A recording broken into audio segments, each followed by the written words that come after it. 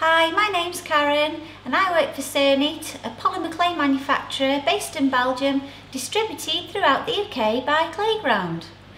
Now you've mastered the flower cane technique, I'm just going to show you a few things that you can do with these canes. Okay, so I'm going to show you what you can do with your flower cane. You can create stunning beads, beautiful buttons, and even tea lights, which is just basically the cane slices just stuck around onto the glass before baking. So the first thing I'm going to do is a bead.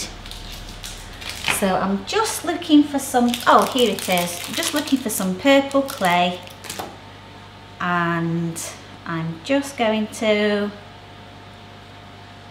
squash this little bit of purple clay here, just conditioning the clay. Just remember that conditioning is important. So I'm rolling the clay around in my hands, just working the clay so that it's nice and pliable. Another tip, if your canes are a little bit soft, if you've been reducing them down and they've gone a little bit soft, a good idea would be to put them in the fridge just for 10-15 minutes, just to harden them up a little bit, just so that when you actually cut into them, you get a nice crisp edge rather than a squashed one.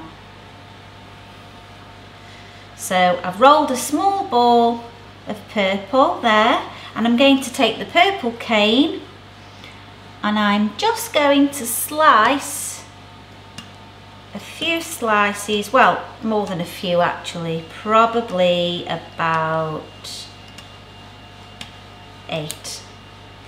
So I've sliced there some of the flowers, and I'm just going to randomly place these flowers onto the purple bead.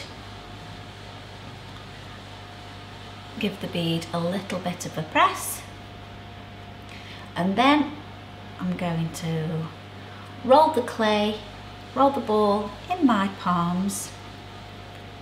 Just keep having a little loop there, and you can still see the joins there, so I'm just going to have a bit more of a roll. That's it. And when the joins look like they've almost disappeared, or when you're happy with it, then there's your bead. So for the hole in the bead, the perfect thing to use is a cocktail stick. Now what I would normally do is I would put the beads into the fridge for about 10-15 minutes just to harden them up again. This ensures that when you actually put the cocktail stick through the bead, then the bead doesn't distort. But again, like I said, the cocktail stick is the perfect tool to use to making your holes in your beads, simply because of its texture, and because it's, you know, got this sort of wood grain. It sort of acts as a little bit like a drill, and it bores a hole in the beads far better than a beading tool would, which would be a metal tool. So I'm just pushing there and turning, just taking it backwards and forwards, and then I'll take the cocktail stick out and just neatening up the hole on the other end there. And there you have a bead. I'll just put that to one side, and now I'm going to show you how to make a button. So I've rolled out some brown clay this time, and this time I'm going to take lots of different colour slices from the cane, so lots of different coloured canes. So I've got the purple one, the blue one, the green one, and the brown one. So I'm doing this really quickly, but if you were doing them at home, obviously you'll take a little bit more time. You won't waste as much of your canes because you'd be doing them a lot slower than I would. So the canes would be a little bit thinner. Mine are quite chunky. So I've laid the canes there onto a piece of brown. Now I'm not going to roll the canes. All I'm going to do is I'm going to press down on top of the flowers there, just with this acrylic block. And then I've got a heart-shaped cutter. And I'm going to cut out a heart shape, which will be my button.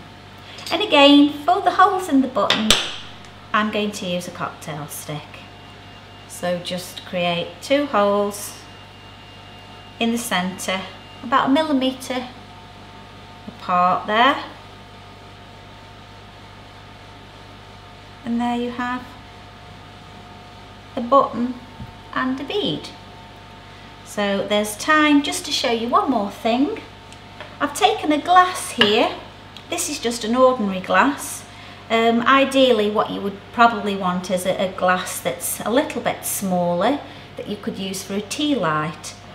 They make lovely gifts. I make these all the time and give them away as gifts. Right, anyway, so what I've done is I've got lots of slices here, and I'm just going to place the slices onto the glass. You can also do this onto wood. It doesn't stick as well on wood.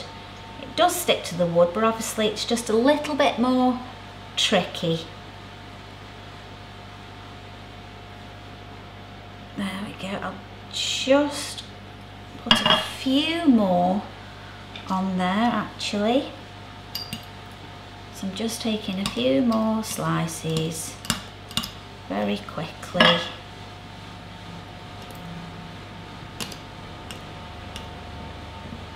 And just a few red ones. So I'm just placing these slices next to one another. Don't worry about the gaps, but you don't want too much of a gap there. So just place them on so that they're close to each other.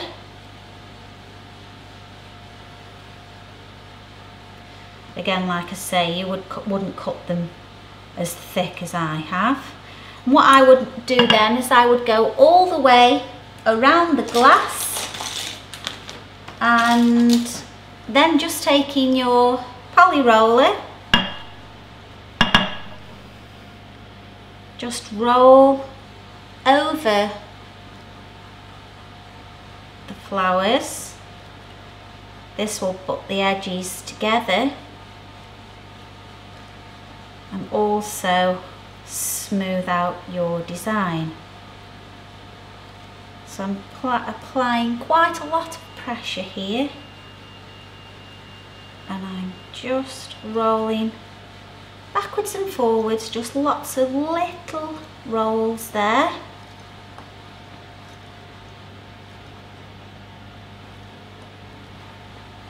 And then take your knife, and if you have any bits that are hanging over at the bottom, just take the knife and just slice them away.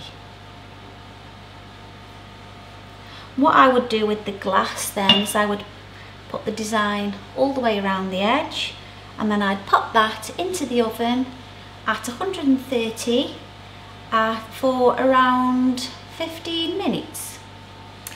And I would do exactly the same with the bead and the buttons. So there are just 3 things that you can do with your canes.